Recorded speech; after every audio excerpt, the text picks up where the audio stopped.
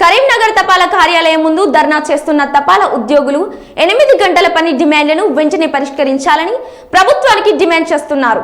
ఉద్యోగులు పెన్షన్ తో సహా అన్ని ప్రయోజనాలను మంజూరు చేయాలని, అదనపు ఇంక్రిమెంట్లు మంజూరు చేసి ఆర్థిక ఉన్నతిని కల్పించాలి, గ్రూప్ ఇన్సూరెన్స్ 5 లక్షలు పెంచాలి, పెండు లీవులను కల్పించాలి అని మా డిమాండ్లను నెరవేర్చకపోతే సమ్మె ఇలాగే కొనసాగిస్తామని ఈ సందర్భంగా తెలియజేశారు.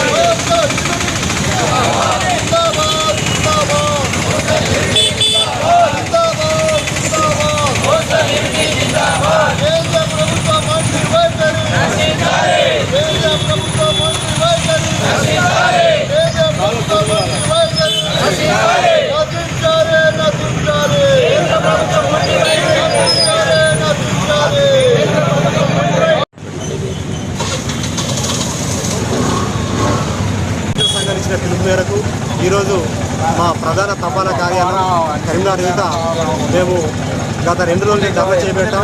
ఈరోజు 3వ రోజు ఇది కొనసాగుతుంది. దాదాపు 2018 మే 23లో మేము ఒక 16 రోజులు స్ట్రైక్ చేశాం. ఆ స్ట్రైక్లో పార్లమెంట్లో మీ యొక్క కోరికలన్నీ నెరవేరుస్తామని చెప్పి అన్నారు. మేము వారి యొక్క మాటలు నమ్మి 2018లో వెంటనే మేము స్ట్రైక్ కాలం చేశాం. అప్పటి నుంచి ఇప్పటి వరకు కూడా అప్పుడే ఏవైతే ఇస్తామని మాకు ఒప్పుకున్నారు. అప్పటి ఈ రోజు వరకు ఏ ఒక్క డిమాండ్ కూడా మాకు నెరవేరలేదు. కనీసం ఇందులో మాకు సీనియర్లు ఉంటారు, ఆ సీనియర్ ఇంక్రిమెంట్ ఇస్తామని చెప్పి ఒప్పుకున్నారు. ఆ సీనియర్ ఇంక్రిమెంట్ కూడా ఇప్పటివరకు ఇంప్లిమెంట్ కాలేదు. మేము ఎప్పుడు అడిగినా అది ఫైనాన్స్ మినిస్ట్రీలో ఉంది, ఇప్పటివరకు బయటకు వెళ్తారే అని చెప్పి 10 చెప్తున్నారు. ఫైనాన్స్ మినిస్ట్రీలో 5 సంవత్సరాల నుంచి ఫైల్ ఉంటే మిగతా ఫైల్ సంగతి అని ఒక డిమాండ్గా ముందుకు పోతున్నాం. ఇంకా మిగతా డిమాండ్లు ఏమైతే ఉన్నాయో మాకు మెడికల్ రియంబర్స్మెంట్ ఒక 5 lakhs, గ్రాడ్యుయేట్ ఒక 5 లక్షలు, మమ్మల్ని 8 గంటలు పని కల్పిస్తూ రెగ్యులర్ చేయాలని చెప్పేసి మా యొక్క ప్రధాన డిమాండ్లు ఉన్నాయి. మేము ఇండియా అయితే స్ట్రైక్ చేస్తున్నాం.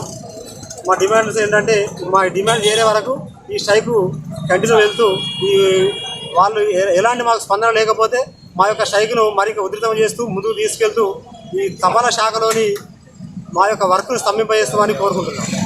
ఉద్యోగులు చేస్తున్న సమ్మెకు CIT సంపూర్ణమైన మద్దతు తెలియజేస్తూ ఉంది. గత 3 రోజులుగా దేశవ్యాప్తంగా సుమారు 2.5 లక్షల మంది ఈ GDS ఉద్యోగులు సమ్మె చేస్తూ ఉన్నారు. గత అనేక దశాబ్దాలుగా పోరాడుతున్నప్పటికీ, అంటే స్వాతంత్రానికి ముందు కూడా బ్రిటిష్ వాళ్ళకు వ్యతిరేకంగా కూడా పోస్టల్ ఉద్యోగులు పోరాటం చేశారు.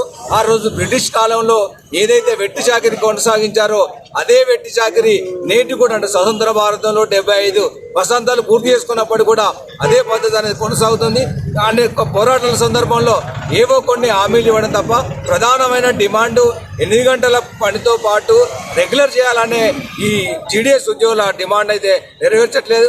గతంలో చాలా కమిటీలు వేశారు. అట్లాగే చంద్ర కమిటీ చాలా స్పష్టంగా సూచనలు చేసింది, సిఫారసు చేసింది వీళ్ళందరినీ కూడా రెగ్యులర్ చేయాలని.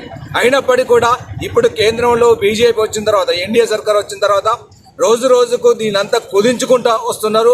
మొత్తం పోస్టల్ వ్యవస్థనే దెబ్బతీసే పద్ధతిలో సిస్టమ్ అంతా కూడా తీసుకొస్తున్నారు.